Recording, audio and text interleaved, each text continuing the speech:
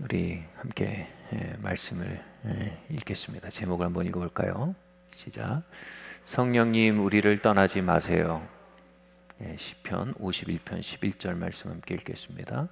나를 주 앞에서 쫓아내지 마시며 주의 성령을 내게서 거두지 마소서. 아멘. 우리는 성삼위일체 하나님을 믿죠. 성부 하나님, 성자 하나님, 성령 하나님 세 분이시고 한 분이신 하나님, 성삼위일체 하나님이십니다. 간단히 정리를 하면 성부 하나님은 다스리시는 하나님이라고 정리할 수 있어요. 그리고 예수님은, 성자 하나님 예수님은 구원하시는 하나님이라고 정리할 수 있어요. 근데 이 세 번째 성령 하나님에 대해서 많은 분들이 낯섭니다. 성령 하나님에 대해 이렇게 정리할 수 있어요. 임재하시는 하나님. 임재하시다. 이 말은요, 사실 교회에서만 쓰는 말이라 좀 어색한 단어예요. 그죠? 근데 영어 표현에서는 presence라고 일상적으로 쓰는 말입니다. 출석하다, 존재하다, 그 자리에 있다, 이런 뜻입니다. 사전으로 임재라는 단어를 찾아봤어요. 임재하시는 하나님, 성령님, 우리가 살펴보려는데요. 임재라는 단어 한번 제가 사전에서 찾은 뜻을 공유하겠습니다. 그리스도교에서 하나님의 인간에게 나타나시는 일, 하나님이 인간에게 나타나세요. 안녕 얘들아. 일반적으로는 왕이나 황제가 그 지방 중 한 곳을 방문할 때 사용한 공식적인 용어이다. 다시 말해 로마 황제가 여러분 모든 것을 다스리죠. 모든 길은 로마로 통하죠. 모두가 로마의 통치에 있어요. 황제의 통치에 있어요. 근데 그 황제가 모든 걸 다스리는 거랑 어느 동네를 집어서 거기 방문하는 건 다른 차원이에요. 하나님은 모든 것을 주관하십니다. 그런 거랑 하나님이 누구를 짚어서 그에게 방문하셔서 자기를 나타내시고 어느 그룹에 찾아가셔서 자기를 나타내시고 어느 장소, 어느 모임에 찾아가셔서 방문하셔서 자기를 나타내시는 건 다른 차원이에요. 기독교는 임재하시는 하나님을 믿어요. 하나님이 이곳에 오셔서 우리에게 당신을 나타내시는 하나님임을 믿어요. 그게 성삼위 하나님을 믿는 믿음이에요. 같이 말할까요? 하나님, 오늘 우리에게 방문해 주세요. 오늘 나에게 당신을 나타내 보여주세요. 하나님이 우리를 방문하셔서 스스로를 나타내신다. 이 말은 굉장히 체험적인 단어예요. 그래서 다분히 주관적인 단어입니다. 그죠?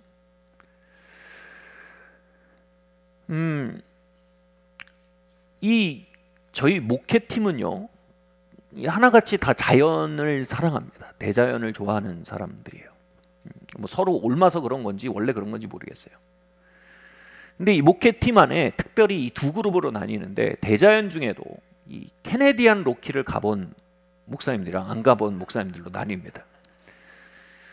왜냐하면 저는 개인적으로 이 대자연의 어떤 한 정점을 캐네디안 로키라고 생각을 하기 때문에. 그럼 캐나디안 로키라고 얘기하면 거기 가본 사람들은 아 하고 말합니다. 근데요, 거기 안 가보신 목사님들은 텅 빈 단어예요. 캐네디안 로키란 말이 텅 빈 단어예요. 하나님의 임재라는 단어는요, 하나님의 방문을 받아본 사람들, 하나님의 신방을 경험한 그룹에게는요 꽉 찬 단어예요. 그러나 성령님의 임재를 알지 못하는 자들은요, 그 단어가 텅 빈 개념이에요.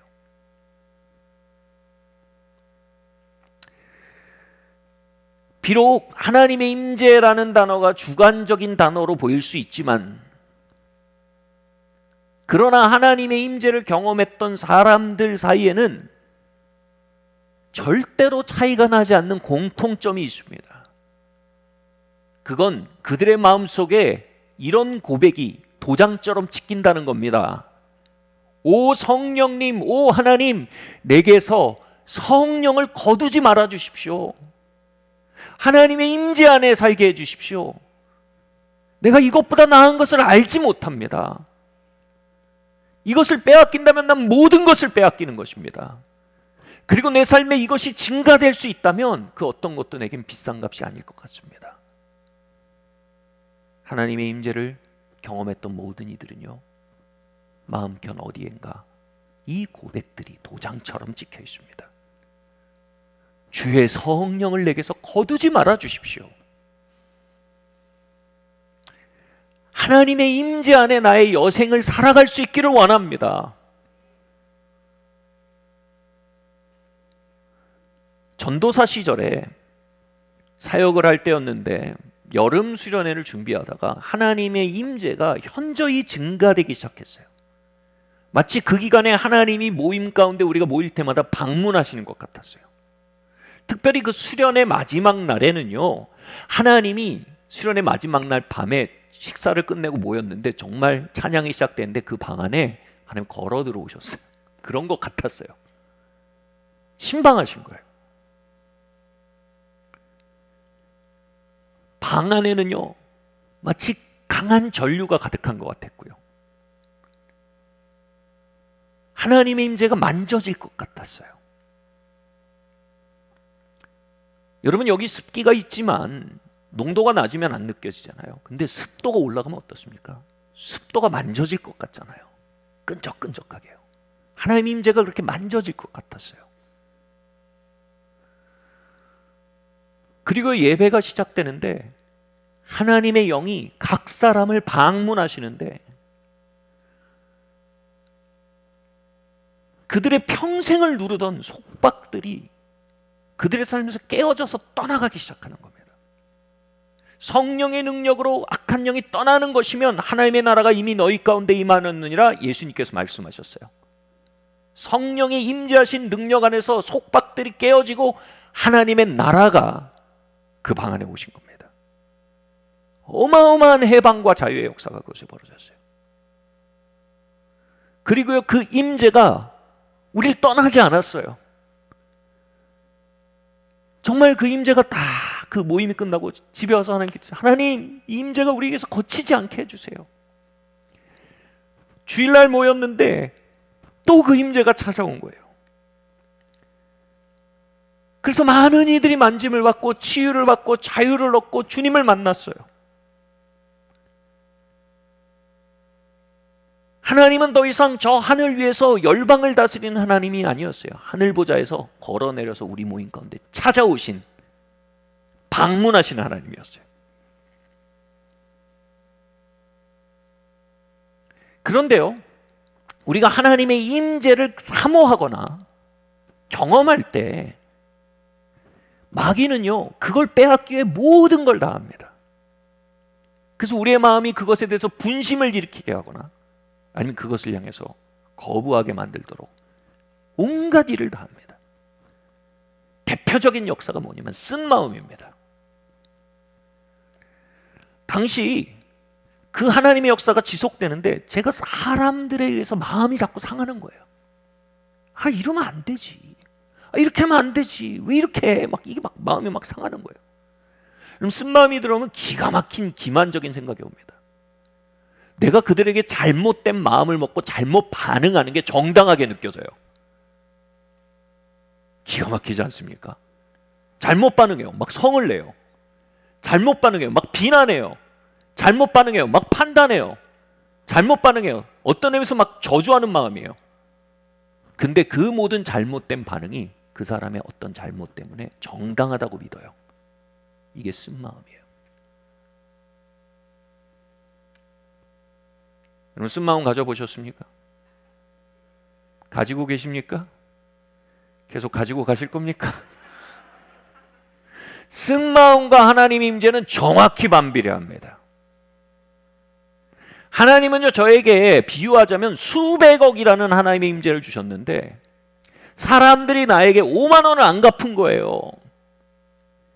그래서 5만 원 때문에 너무 화가 나서 수십억을 자꾸 날리는 거예요. 제가 근데 몰랐어요, 그때는. 점점 사람들한테 쓴 마음이 드니까 무슨 생각이 드냐면 아니, 더럽고 치사해. 안 해, 안 해, 안 해. 내가 무슨 영화를 보려고 이런 걸 해? 그래서 안 해. 막 이런 마음이 드는 거예요. 근데 기가 막힌 게 뭐냐면 그러면서도 제가 정당한 거예요. 하나님의 임재가 뚝 떨어져요. 근데 안 느껴져요. 왜냐하면 그 사람들의 잘못에 너무 내가 예민해서 하나님의 임재에 대한 감각이 없어지는 거예요. 그냥 제 얘기죠. 여러분 얘기는 아닐 거예요. 절대로.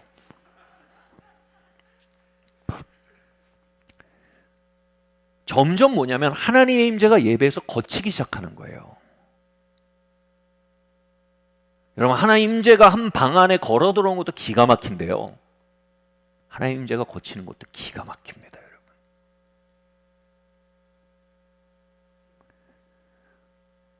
하나님의 임재 안에 사역하다가 하나님 임재가 거치면요, 정말 말 그대로요, 벌거벗고 사람들 앞에 서는 기분입니다. 사사기 16장 20절에 하나님의 임재가 거친 현장의 비극에 대해 이렇게 말해요. 같이 한번 읽어보겠습니다. 시작. 드릴라가 이르되 삼손이요 블레셋 사람이 당신에게 들이닥쳤느니라. 아니, 삼손이 잠에 깨어 이르기를 내가 전과 같이 나가서 몸을 떨치리라 하였으나 여호와께서 이미 자기를 떠나신 줄을 깨닫지 못하였다. 진짜 하나님이 떠나셨다니까요. 저희를 버리신 건 아니에요. 근데 방문해서 후퇴하신 거예요. 신방하셨다 후퇴하신 거예요. 이 일이 삼손에게 벌어진 일이었어요. 영화를 보면 삼손이 막 엄청 근육질로 나오고 막 골격도 큰 사람으로 나오잖아요. 근데 제가 보기엔 그러지 않았을 거예요. 삼손의 힘은 근육에서 나온 힘이 아니었거든요. 삼손의 힘은 하나님의 기름 부음, 하나님의 임재에서 나온 힘이었거든요. 그런데 삼손의 라이프 스타일이 하나님의 임재를 자꾸 밀어낸 거예요. 자꾸 하나님의 임재를 밀어내는 선택을 한 거예요. 그러니까 하나님의 임재가 인격이 있잖아요. 마침내 떠나셨어요.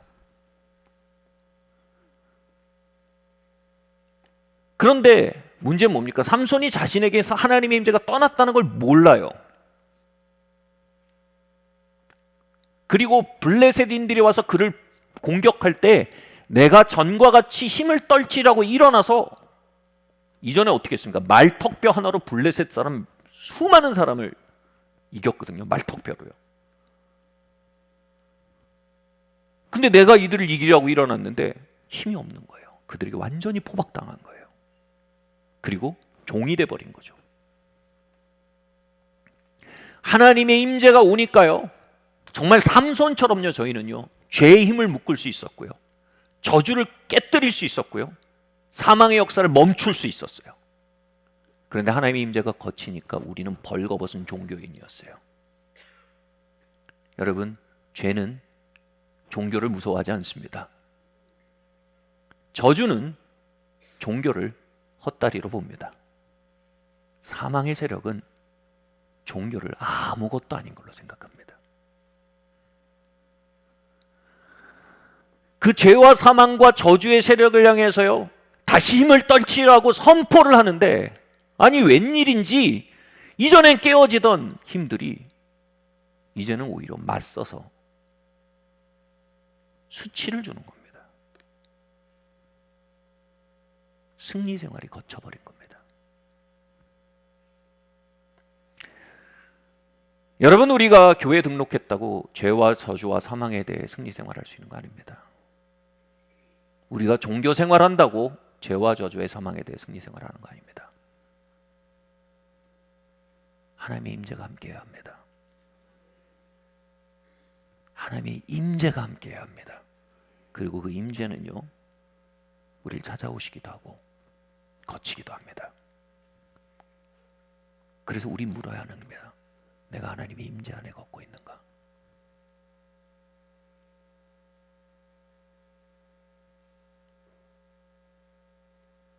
그래서요, 성령님의 임재는 절대로 당연시하면 안 돼요.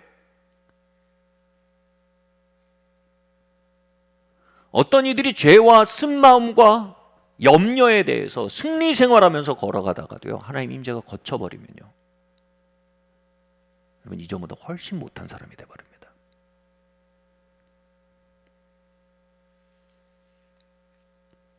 우리 같이 한번 물어볼까요? 하나님의 임재가 나와 함께 하는가? 여러분 이건 가장 중요한 질문입니다. 여러분 오늘 교회 잘 오셨어요. 근데 교회 오셨으면 뭘 가지고 가셔야죠. 하나님의 임재를 가지고 가셔야 돼요.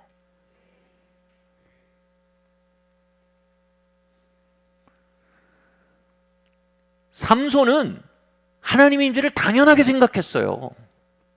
거듭 그분을 근심케 하면서 성령님이 후퇴하는데도 당연하게 생각하다가 낭패를 본 거예요. 그런데 이렇게 얘기하다 보면 우리가 이렇게 생각할 수 있어요. 와, 지금 말은 맞는데 마음속에서 이제 낙심이 되기 시작하죠, 우리가. 이게 완전하게 살아야, 온전한 삶을 살아야 성령의 임재 가운데 계속 걸을 수 있다는 얘기로 들린다. 그러면 여기서 벌써 몇몇 엘리트 그룹만 남는 것 같은 거예요. 아까 경건하게 기도하셨던 이동현 장로님, 앞에 앉으신 몇몇 뜨겁게 찬양하던 어느 자매, 나머지는 아닌 것 같다는 생각이 들죠. 근데 여러분, 성령님을 우리가 알면요, 우리가 알 수, 우리 모두가 성령님과 동행할 수 있다는 사실을 알 수 있게 돼요. 성령님의 성품이 어떤지 알면요, 그분은 절대 완벽주의자가 아니에요. 그분은 율법주의자가 아니에요. 우리 한번 성령님에 대해서 한번 살펴보겠습니다. 함께 읽어볼까요? 시작. 성령님은 민감하십니다. 그러나 동시에 우리를 기다려주시고 후원하시고 기회를 주시는 하나님이십니다. 아멘. 여러분 그분은 진짜 민감하세요. 근데 민감하고 끝나면 같이 못 살아요. 누구누구 신랑 어때? 엄청 민감해. 거기서 끝나면 여러분 안 봐도 비디오죠. 민감한데 근데 기다려줄 줄 알아. 민감해. 근데 후원할 줄 알아. 그리고 기회를 줘. 그럼 살만하겠네 그러면. 이 소리 나오는 거예요. 우리 말씀 한번 읽겠습니다. 시작. 자비를 입어 다시 이 땅으로 돌아오리라. 너희 하나님 여호와는 은혜로우시고 자비하신지라. 너희가 그에게로 돌아오면 그의 얼굴을 너희에게서 돌이키지 아니하시리라 하였더라. 여러분 성경에서 하나님을 소개하는, 하나님의 성품을 소개하는 가장 반복되는 표현이 있어요. 하나님은 자비롭고 은혜로우시며 노하기를 더디하신다. 자비롭고 은혜롭고 이 말이 뭔지 잘 살펴봐야 돼요. 자비하고 은혜 우리가 대충 섞어찌개 끓여가지고 그냥 자비 은혜 한 주 보잖아요. 근데 자비하고 은혜하고 달라요. 노하기를 더디한 개념이 달라요. 자비는 뭐냐면요, 우리가 마땅히 치러야 될 값을 치르지 않게 해주는 거예요. 그게 자비예요. 우리가 벌 받아야 되잖아요. 근데 벌을 피해갈 수 있게 해줘요. 이게 자비예요. 우리가 벌금을 내야 돼요. 근데 탕감해줘요. 이게 자비예요. 은혜는 뭐예요? 우리가 받을 자격이 절대 없어요. 근데 그걸 주는 게 은혜예요. 아니 내가 그 집을 받으면 안 돼. 근데 야 선물이야. 이게 은혜예요. 그 노하기를 더디한다는 말은 뭐냐면요, 노한다는 건 뭐냐면 끝이야 이 얘기입니다. 너랑 나랑 끝이야 이건데 하나님이 노하기를 더디하신대요. 하나님 찬스를 주신 하나님이에요. 오케이. 우리가 더디한다는 건 뭐예요? 사람보다 더디한다는 거예요. 우리는 상대적으로 하나님보다 훨씬 더 빨라요. 하나님 끝입니다. 하나님 말씀하세요. 야 아니야. 세컨드 찬스. God of second chance. 나는 두 번째 기회 하나님이야. 한 번 더 기회 줄게. 하나님 진짜 나는 여기까지입니다. 진짜 난 끝난 것 같습니다. 난 노하기를 더디한 하나님이야. 오케이. 세컨드 찬스. 근데 노하기를 더디하지 절대 노하시지 않는 건 아니에요. 다시 말해 끝이 있긴 있어요. 우리가 그걸 악용할 때 오케이 끝. 촛대 옮긴다. 끝. 이게 있어요.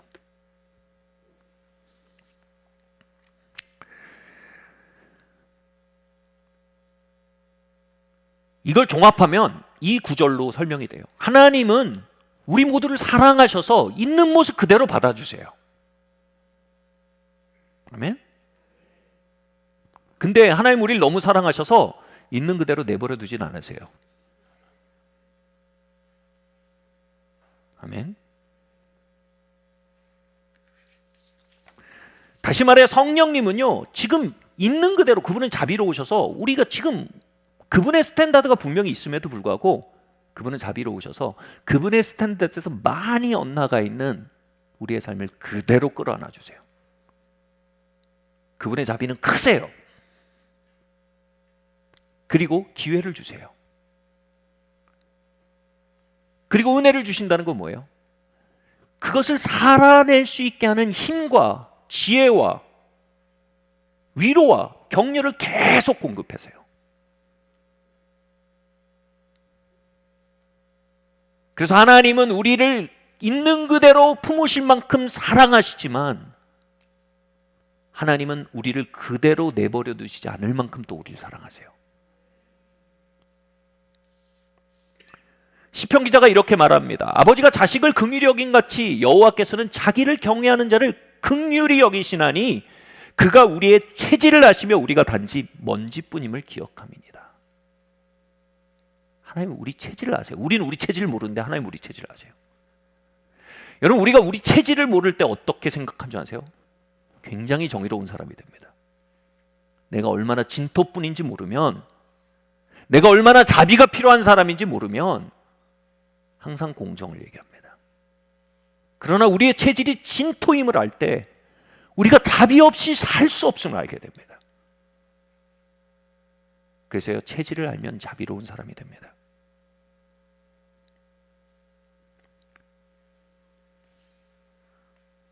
저 역시 아주 어렸을 때는 제가 자비가 필요한 사람이라고 생각 안 했습니다. 내가 한 남편으로 한 아빠로서 사는데 내가 그만하면 존경받아야 되고 그만하면 대접받아야 되고 그만하면 이만한 대우는 받아야 된다. 말하면서도 화끈거리는데 이게 말로 하면 화끈거린 말인데 그런 생각들을 우리가 한다니까요. 그러니까 싸우잖아요, 우리가. 권리 주장에서 싸움이 나잖아요. 그게 있었어요. 근데 시간이 갈수록 뭐가 드러나냐면 내 체질이 너무 진토인 거야. 다시 말해서 내가 남편으로 별론 거예요. 아빠로 별론 거예요, 내가. 자격 미달인 거예요. 함량 미달인 거예요.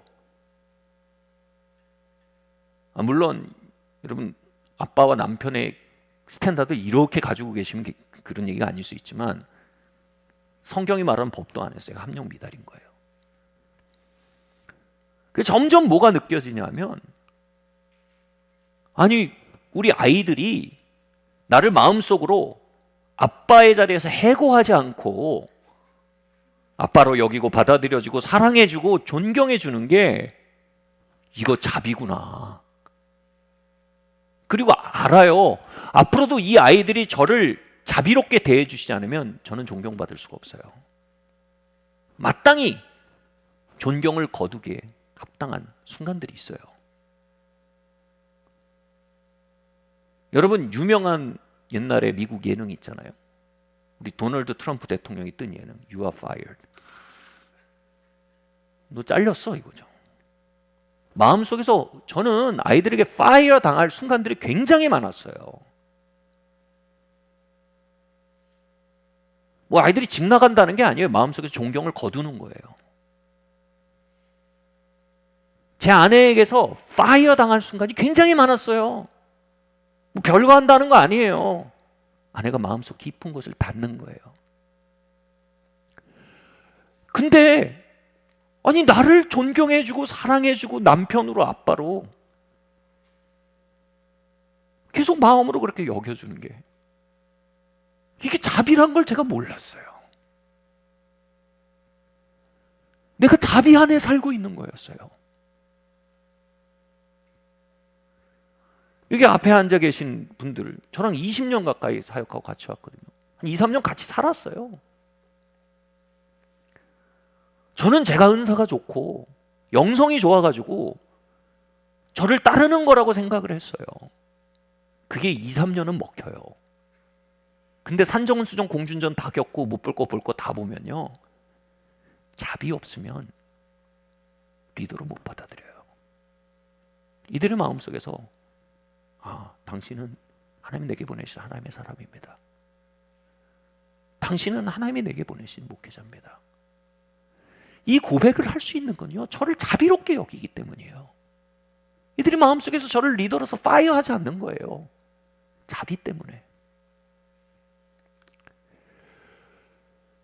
제가 잘나서 여기 서 있는 게 아니고, 제가 잘나서 가정을 꾸리고 있었던 게 아니에요. 제가 마셔온 공기는 자비예요. 목사님은 그러셨지만 전 아닙니다. 여러분, 그만큼 우리의 마음이 돌 같은 겁니다. 우리는 여러분 자비 안에 살고 있는 존재들입니다.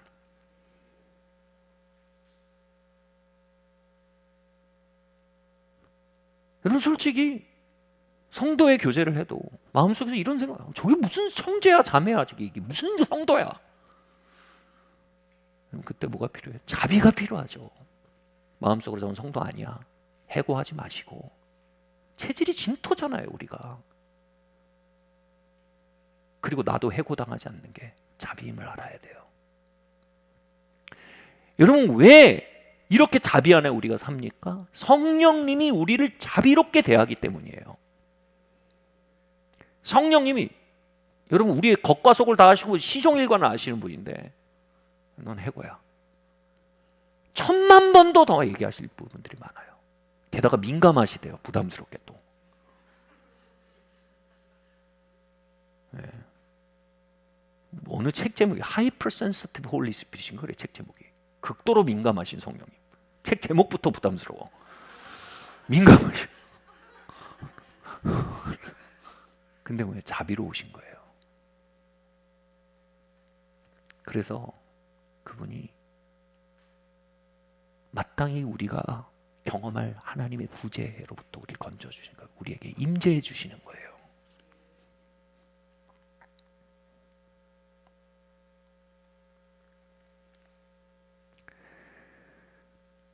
어느 날 성령께서 제 마음에 감동하셨어요.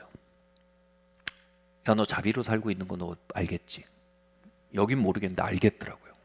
앞뒤를 따져보고 수학적으로 생각해 보니까 내가 자비로 이 가정에서 돌아가고 있는 게 알겠어. 너 이거 너희 아이들에게 말해라.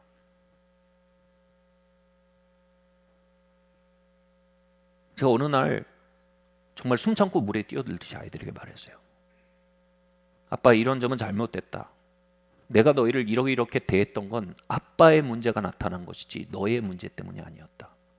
그것 때문에 너희가 혼란스러워졌던 것이 있다면 미안하다. 그리고 이런 아빠를 자비와 용서로 품고 걷고 있는 그것에 고맙다. 그리고 앞으로도 아빠에게 자비로 계속 대해주길 부탁한다. 아빠의 문제들에 대해서는 아빠가 하나님의 은혜를 의지해서 일어나 걸어나가기 시작할게.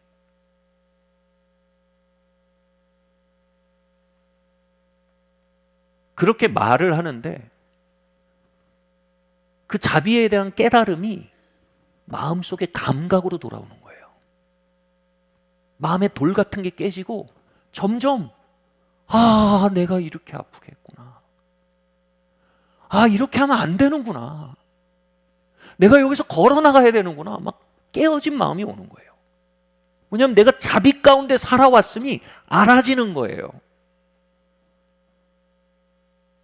당시 아이들이 사춘기 초입이었거든요. 제가 그렇게 자비를, 제가 보기엔 그들의 자비를 2, 3년만 남용 더 했으면 사춘기 되면 약간 얄짤없잖아요. 또 마음속에서 해고 당해버렸을지도 몰라요. 그리고 많이들 해고당해요. 기억하세요. 자비는 노하기를 더디해요. 근데 여러분, 끝이 있어요. 끝이 올 때 비로소 알게 돼요. 그게 자비로 내가 거기까지 온 거였고, 끝이 올 때 비로소 알게 돼요. 내가 자비를 남용해 왔다는 걸 알게 되는 거예요.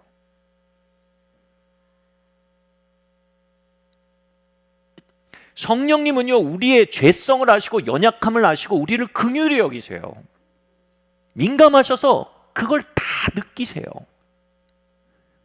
그 죄성의 찔림들의 고통을 다 느끼세요. 근데도 그분은 우리를 긍휼히 여기셔서 우리와 함께 걸으세요. 사람이면 벌써 끝났을 순간 속에 노하기를 더디하시면서 계속 찬스를 주세요.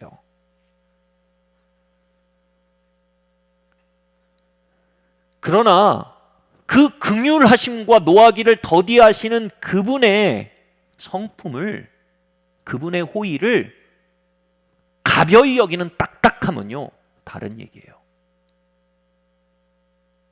제가 자주 인용하지만 유명한 명언이 있죠. 어느 신학자가 한 말인 것 같은데, 호의가 계속되면 권리인 줄 안다. 유명한 신학자가 한 말이죠. 우리가 그 호의들을요, 당연시하고요, 딱딱한 마음으로 뭉개고 살면요, 여러분, 그건 하나님의 임재 앞에서 끝나는 겁니다.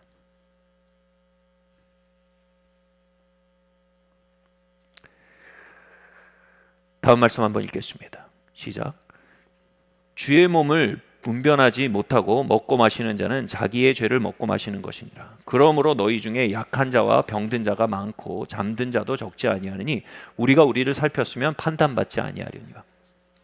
여기서 우리가 우리를 살핀다는 건 뭐냐면요, 하나님의 길 앞에서 우리가 어긋나 있는 우리의 죄성과 연약함 가운데 이 격차가 있고, 이 격차를 하나님의 자비 때문에 성령님이 품고 가고 계시다는 사실을 자각하고 애통해하는 상태가 바로 우리를 살피는 거예요.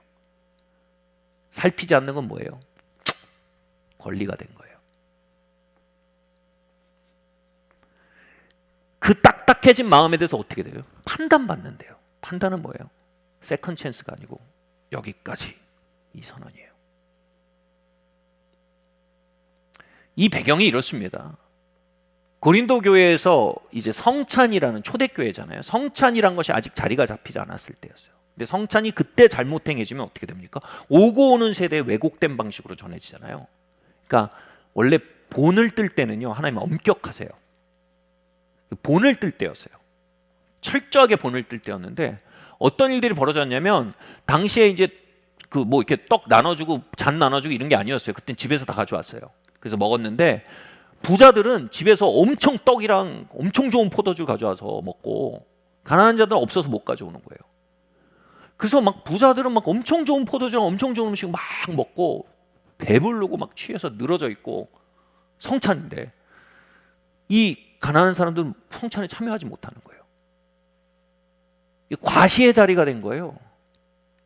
그래서 어떻게 했어요? 먼저 성령께서 그들의 양심 가운데 분명히 비추셨을 거예요. 야, 이거 아니잖아. 성찬 이렇게 되면 안 되잖아. 그리고 두 번째로 아마 지도자를 통해서 얘기가 나왔을지 몰라요. 우리 이렇게 가지 말자. 근데 안 들어요. 어떻게 됐어요? 그래서 이 얘기 이거예요. 계속 하나님이 다양한 방식으로 선을 그으신 거예요, 성령님이. 근데 계속 안 되니까 어때요? 너희 중에 약한 자가 많다. 약한 자는 무기력증에 빠진 거예요. 면역 체계가 떨어지고 확 떨어진 거예요. 그리고 뭐예요? 병든 자가 많다. 실제로 병든 거예요. 그리고 잠든 자가 많다. 예배 가운데 자는 사람이 많단 말이 아니고 효과가 좋았어요, 순간. 일찍 죽은 사람이 많다는 거예요. 천수를 누리지 못한 사람이 많다는 거예요. 이게 뭐예요? 하나님이 자꾸 성령님이 선을 넘으니까 성령님이 물리적으로 스톱시키시는 거예요. 성령님 이런 권능이 있으세요.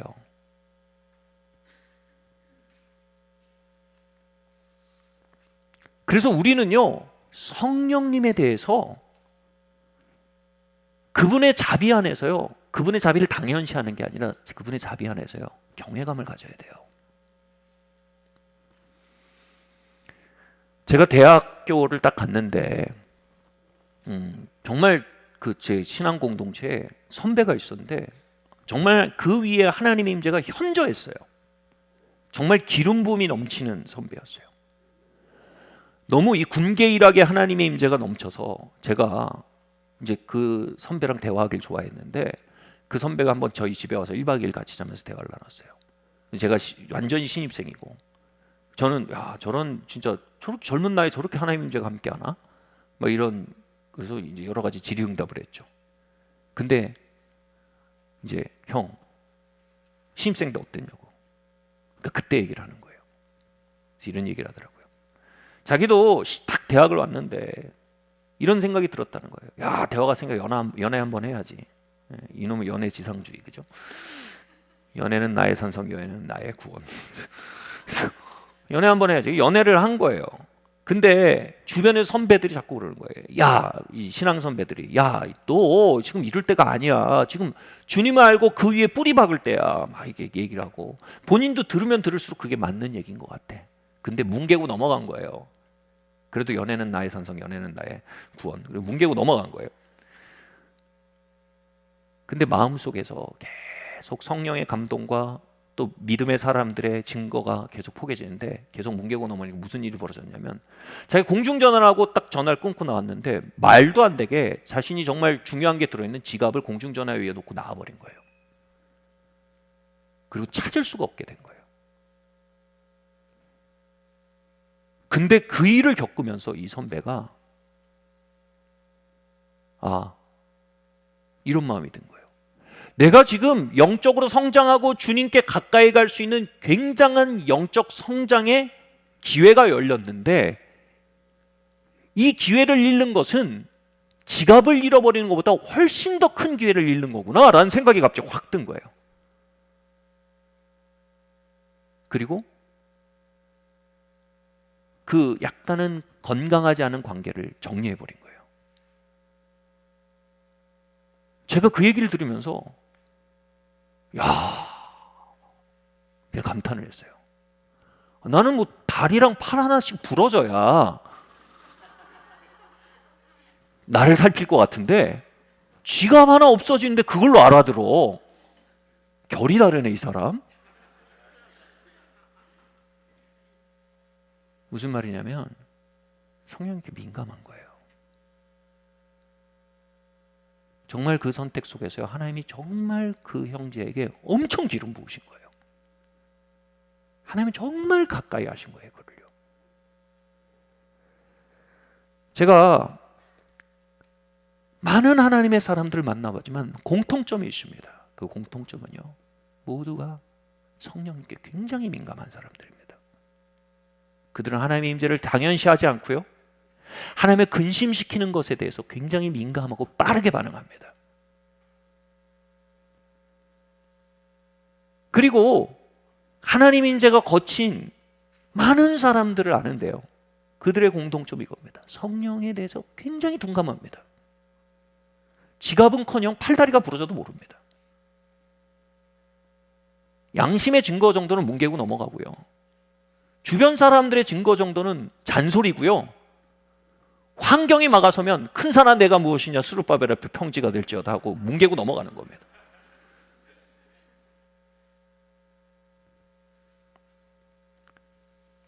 여러분, 이 공동체는 성령님께 민감한 공동체 되길 바랍니다. 성령님의 부드러운 마음을 가진 공동체가 되길 바랍니다.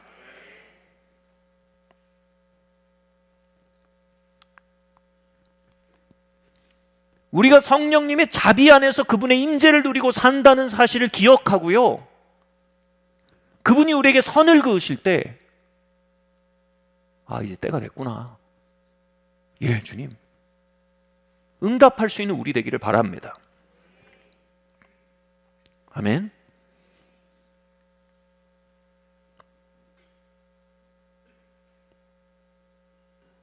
다음 말씀 함께 읽겠습니다.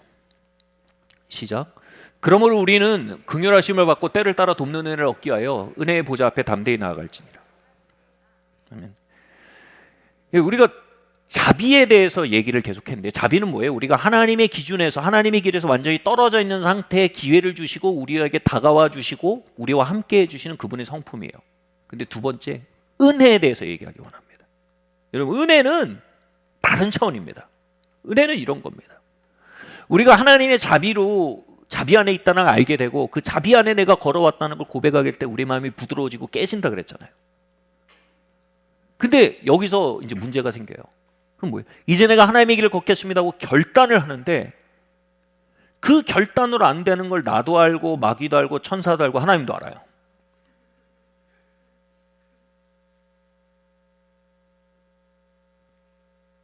우리가 그걸 살아낼 힘이 없다는 겁니다. 정말 그렇게 살아야 된다는 걸 너무 아는데 그 길을 떠나야 된다는 걸 너무 알게 됐어요. 자비 안에서 마음이 부드러워졌어요. 근데 그걸 살아낼 힘이 없다는 걸 또 너무 아는데 너무 많은 시간을 흘려보내요. 계속 결심하고 결단하고 막 자학하고 막 자기를 학대하고 막 안 돼요. 그래도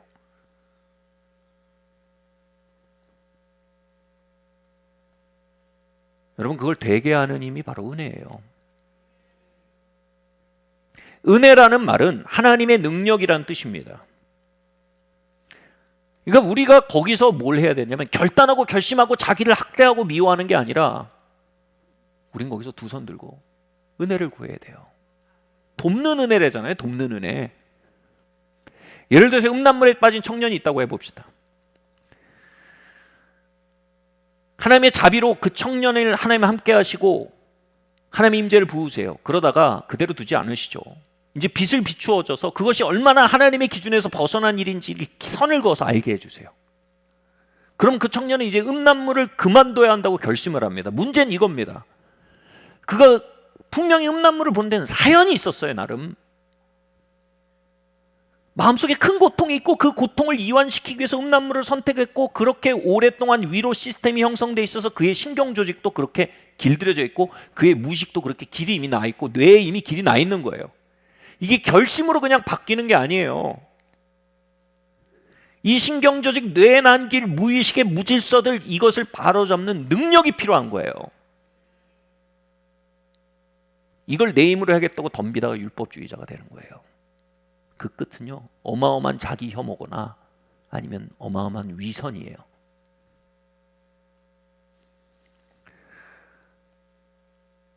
그 자리에서 우리는요, 하나님의 은혜를 부르짖어 구해야 한다는 겁니다. 하나님의 은혜라는 말은요, 하나님이 위에서 빵 하나를 던져주는 걸 얘기하지 않습니다. 하나님이 보좌 위에서 우리 안에 내려와서 우리와 함께 해주시는 걸 말합니다. 다시 말해 우리가 걸을 수 없는 그 길에 우리의 어깨 밑에 그분의 어깨를 넣어서 들어 올려주시는 게 은혜입니다. 우리가 걸을 수 없는 그 길을 그분이 들어 올려서 걸어주시는 게 은혜입니다. 엄밀하게 말하면요, 우리는 거룩을 추구할 수 없어요. 우리는 임재를 추구할 수 있어요. 거기서 하나님의 임재를 구하는 거예요. 하나님, 내가 걸을 수 없는 이 길을 걸을 수 있도록 하나님 나를 신방해 주십시오. 내게 오셔서 나의 능력이 되어 주십시오. 하나님, 내 어긋난 신경조직 안에 임재하여 주십시오. 내 잘못난 뇌의 길 속에 임재하여 주시고 엉망진창이 된 내 무의식 속에 임재하여 주십시오. 내게 더 가까이 와주세요. 하나님, 내 어깨 밑에 힘이 되어 주십시오. 하나님, 우리는 하나님의 임재와 은혜를 부르짖어 구할 수 있지 우리는 거룩을 추구할 수 없어요. 엄밀하게 말하면요, 거룩은 가까이 은혜로서 역사하는 하나님의 임재의 결과예요. 바울이 이렇게 말했어요. 나의 나 된 것은 오로지 주의 은혜라. 나의 공로로 된 것이 전혀 없도다. 하나님이 9, 내가 1, 9대 1 이거 아니고 7대 3 아니고 10대 0이라는 거예요. 하나님의 은혜라는 거예요. 이 말은 뭐예요? 살인자, 핍박자 바울을 들쳐업고 그 길을 간 게 하나님이라는 거예요. 그만큼 여러분, 하나님의 임재가 바울에게 실제였던 거예요. 누가 그러더라고요. 바울이 살인자였거든요. 사람을 죽이면요, 돌이킬 수 없는 일이 무의식에 벌어진대요. 돌이킬 수 없는 상태가 된다는 거예요. 그래서 사회적으로 살인자라 그러면 그냥 낙인이 되는 거예요. 굉장히 딱딱한 마음이 된답니다. 근데요, 그 돌덩이 같은 바울이 하나님 앞에 매달린 거예요. 하나님, 하나님의 임재로 나를 들어 올려주십시오. 나는 망한 자입니다. 나는 부도난 자입니다. 그런 결심이 컸던 자가 아니라 갈증이 컸던 자예요. 그의 거룩에 그의 몫이 있었다면 그건 오직 갈망의 몫이었어요. 하나님, 내가 너무 목말라요. 하나님, 너무 필요해요. 다니엘서에서 하나님이 총명을 거두니까 한 왕이 짐승이 됩니다. 여러분, 우리에게서 하나님의 은혜가 거치면 우리는 짐승입니다.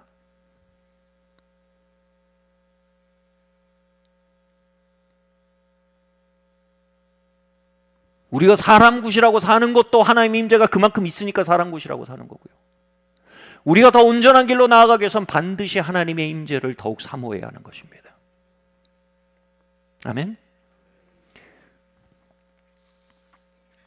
이런 것처럼요, 여러분, 우리가 하나님의 임재, 성령의 임재 안에 있다는 자각이 뭐냐면 이 세 가지 구간 중에 하나에 있는 겁니다. 하나는 내가 하나님의 자비 안에, 성령의 자비 안에서 내가 동행하고 있다는 걸 알아서 부드러운 마음을 갖게 되거나,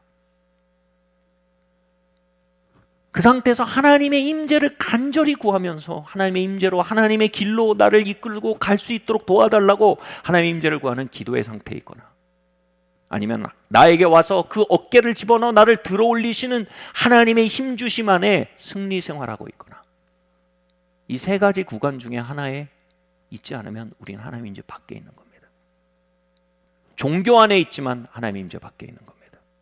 하나님의 임재가 거친 삼손이요, 외식하는 종교인인 것입니다.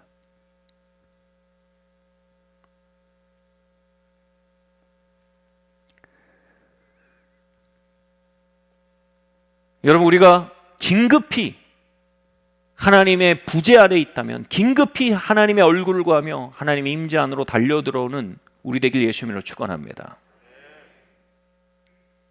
아멘. 다음 말씀 한번 읽겠습니다. 네, 한번 읽겠습니다. 시작. 성령의 부재만큼 성령의 임재에 민감해야 합니다. 한번 읽겠습니다.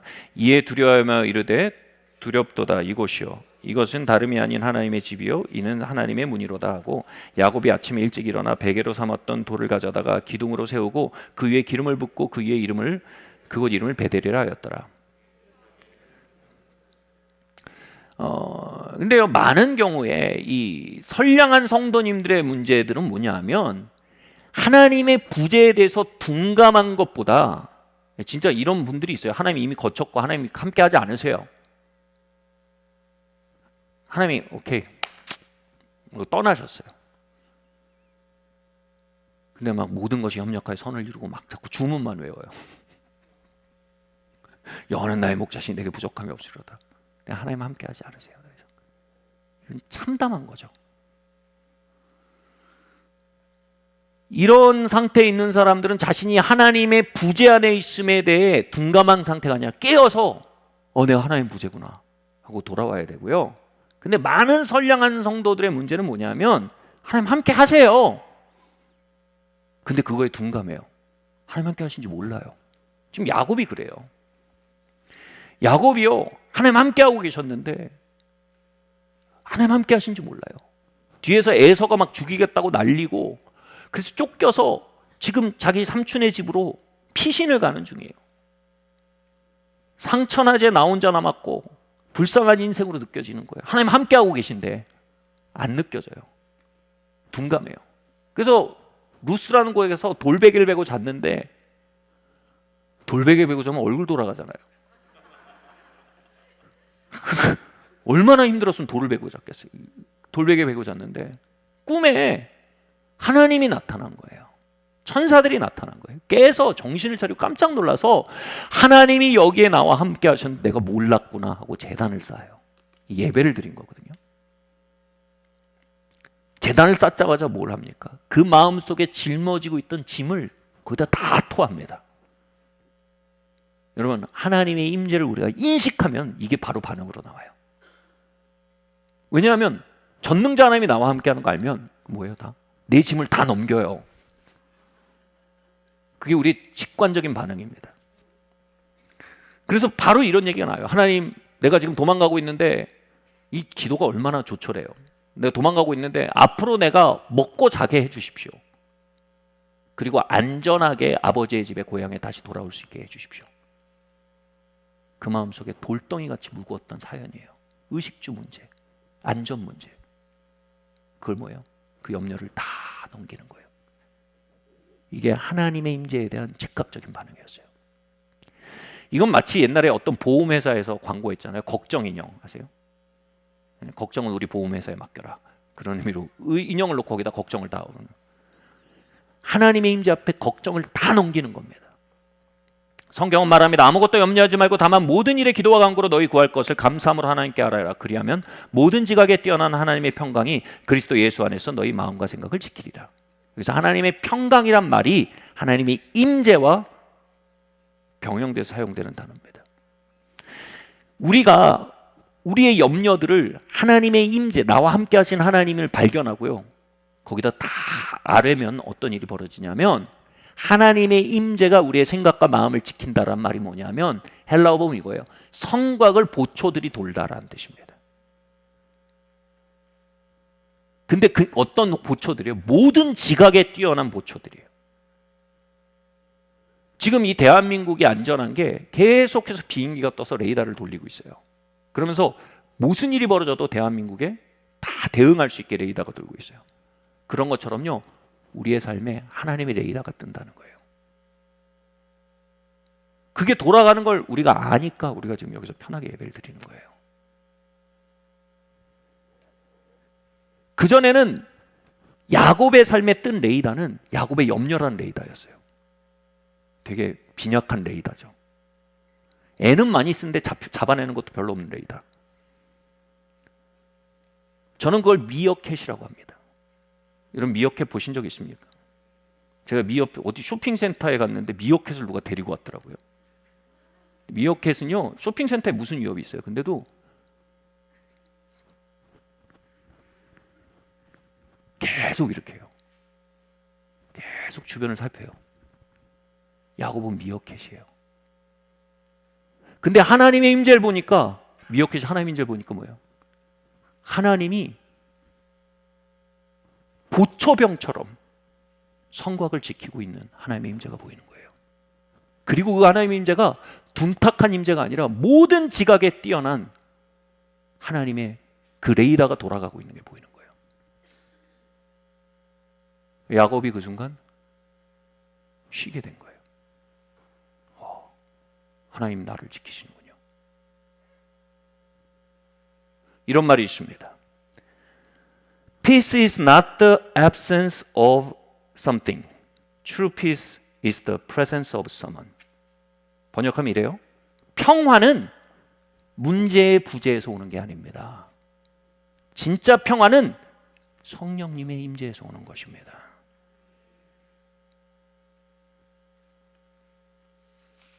여러분 대한민국을 둘러싼 수많은 위협이 있습니다. 그럼에도 우리가 편할 수 있는 건 뭐예요? 강력한 국방력의 현존 때문이죠. 평화는 적이 없기 때문에 문제가 없기 때문에 있는 게 아닙니다. 평화는요 전능자가 함께 있기 때문에 가질 수 있는 겁니다. 우리의 평화의 소스는 둘 중에 하나여야 합니다.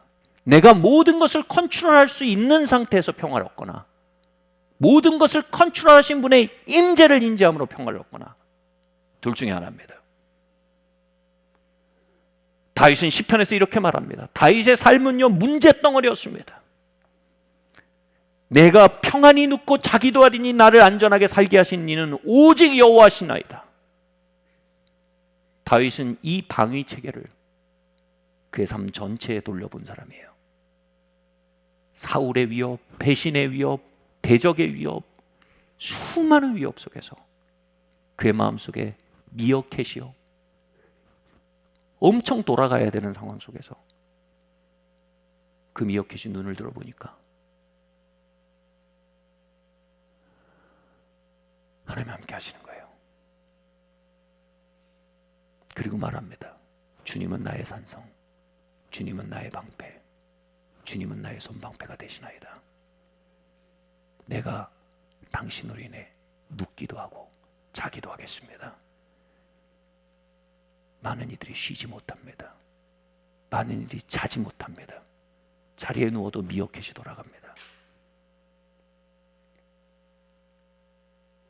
하나님께서는 많은 선량한 성도들에게 함께 있음을 알게 하시길 원합니다.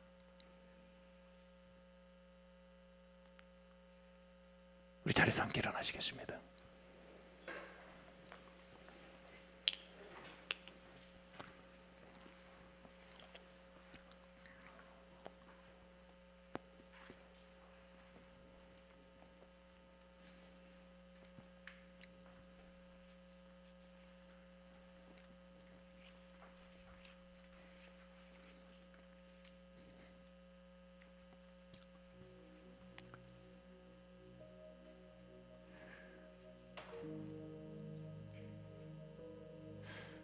여러분, 하나님의 임재를 당연시하며 걷고 계십니까? 아니면 모르는 사이에 혹시 하나님의 임재가 거쳐버리지 않았습니까? 이전엔 제어할 수 있던 생각들, 이전엔 제어할 수 있던 충동들, 이전엔 제어할 수 있던 저주의 역사들, 어느새 들고 일어나 나를 엄몰하고 있지는 않습니까?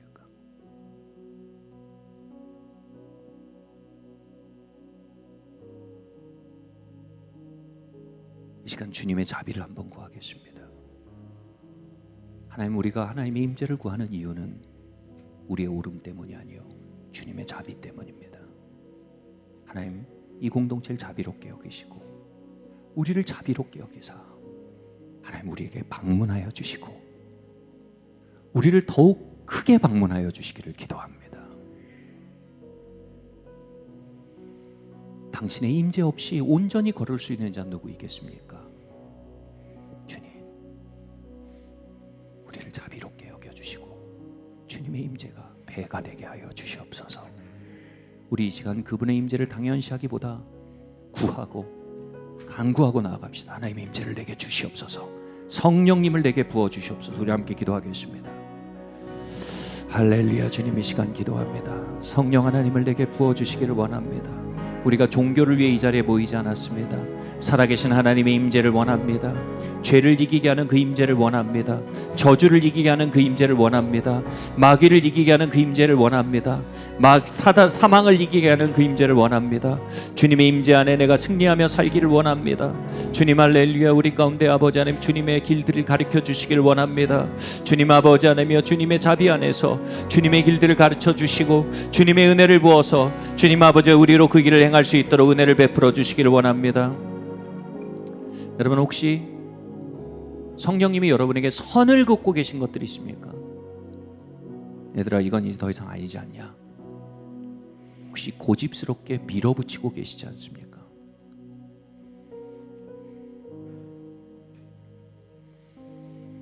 성령님이 이 시간 구합니다. 하나님의 은혜를 구합니다. 하나님의 은혜를 힘입어 그 길을 걸어나갈 수 있기를 원합니다. 변화하게 하는 은혜, 새로운 삶을 살게 할 수 있는 은혜, 새롭게 말하고 새롭게 걸을 수 있게 하는 그 은혜, 하나님의 어깨에 힘을 내게 부어주시옵소서. 우리 함께 하나님의 은혜를 구하고 함께 기도하고 나가겠습니다. 할렐루야. 주님, 이 시간 기도합니다. 하나님의 은혜로 나를 방문하여 주시고 하나님의 은혜로 나를 채워주시기를 원합니다. 주님 아버지 하나님이여, 나의 신경계와 나의 무의식과 나의 뇌 속에 아버지 하나님 너무나 왜곡되고 잘못 세팅된 아버지 하나님 뒤틀어진 길들이 있습니다. 이 길들을 곧게 하시고 이 길들을 펴실 하나님의 임재가 주님 나의 전 존재에 임하기를 원합니다. 성령 하나님, 이 시간 강림하여 주시고 나를 채우시고 새롭게 하여 주시고 고쳐주시고 주님 나를 아버지 하나님 이끌어 주시길 원합니다. 주님의 임재 없이 주님의 길을 걸을 자 누구 있겠습니까? 주님의 임재로 아버지 하나님 우리로 주의 길을 나설 수 있도록 주님 우리를 주님의 길로 행할 수 있도록 주님 아버지 힘을 부어주시고 주님 아버지 하나님 채워주시기를 기도합니다. 할렐루야.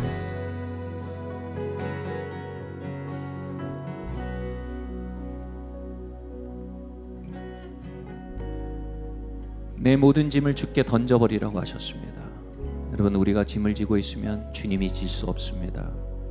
우리가 상황을 핸들링하고 다 짊어지고 있으면 주님이 상황을 돌보실 수 없습니다. 주님, 이 시간 주님께 던져드립니다. 주님의 임재 앞에 모든 것의 주관자 되신 당신께 우리의 짐과 우리의 걱정들을 올려드립니다. 함께 이 시간 기도하고 나가겠습니다. 할렐루야. 주님, 우리의 모든 마음의 두려움들을 주님께 드립니다. 주님, 참으로 평화는 하나님, 평화는 문제의 부재가 아니라 평화는 성령의 임재의 결과임을 우리가 바라보기를 원합니다. 우리가 평화를 얻기 위해 문제없는 삶을 향해 강박적으로 달려가는 것이 아니라 우리가 평화를 위해 이 시간 주님의 임재를 구합니다. 주님, 이 시간 주님의 평화의 임재가 이곳을 지키게 하시고 주님의 평화의 임재가 보초병처럼 우리의 삶의 성곽을 지키게 하여 주시옵소서. 주님 아버지 하나님, 우리에게 하늘의 레이더가 작동하게 하시고 천군 천사들이 우리의 삶에 주님 개입하게 하여 주시옵소서. 다윗의 삶을 지키신 하나님, 다윗의 삶의 성곽을 지키신 하나님, 다윗의 삶의 목자가 되신 하나님, 그 하나님의 임재로 나를 방문하여 주시고 나의 목자가 되시고 나의 삶의 성곽이 되시며 나의 손방패가 되시며 나의 피할 바위가 되시옵소서. 할렐루야. 주님, 아무것도 두려워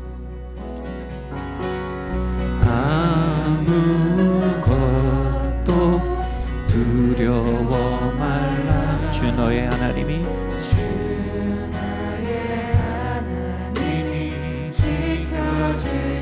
던져드립시다. 그래야 개입하실 수 있습니다.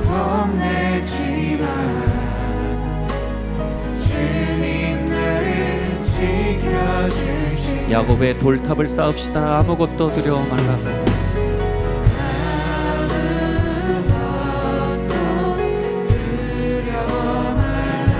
주 너의 하나님이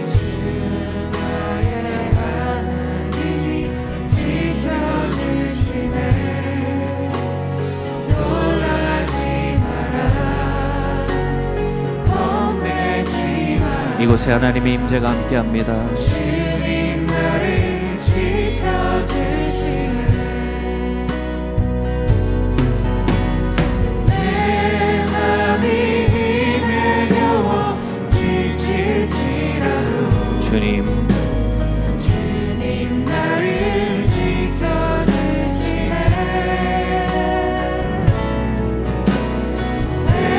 세상에 오는 풍파 오락질 때 주님 나를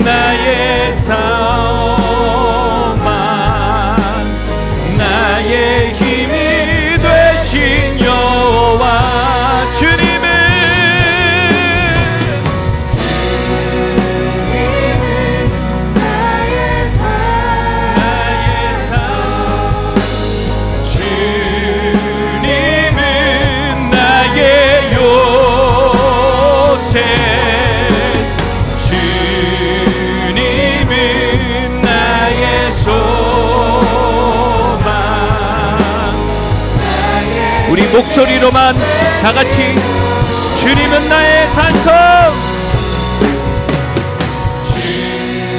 주님은 나의 산성, 주님은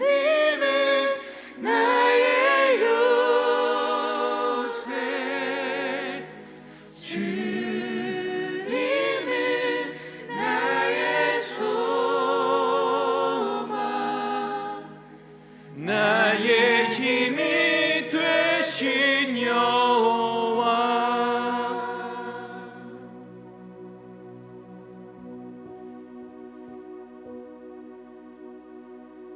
하나님, 이 시간 각 사람을 방문해 주세요.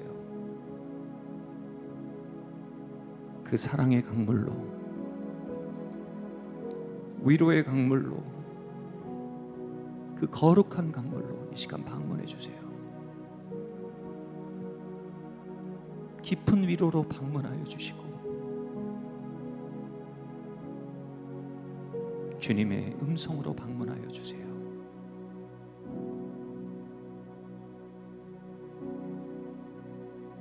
성령님, 이 물 위에 영원토록 함께하여 주시며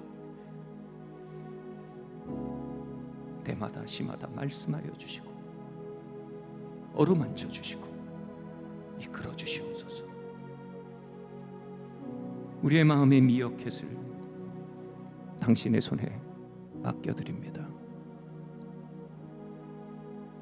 내 마음의 미어캣이 산성 되신 당신을 앙망합니다.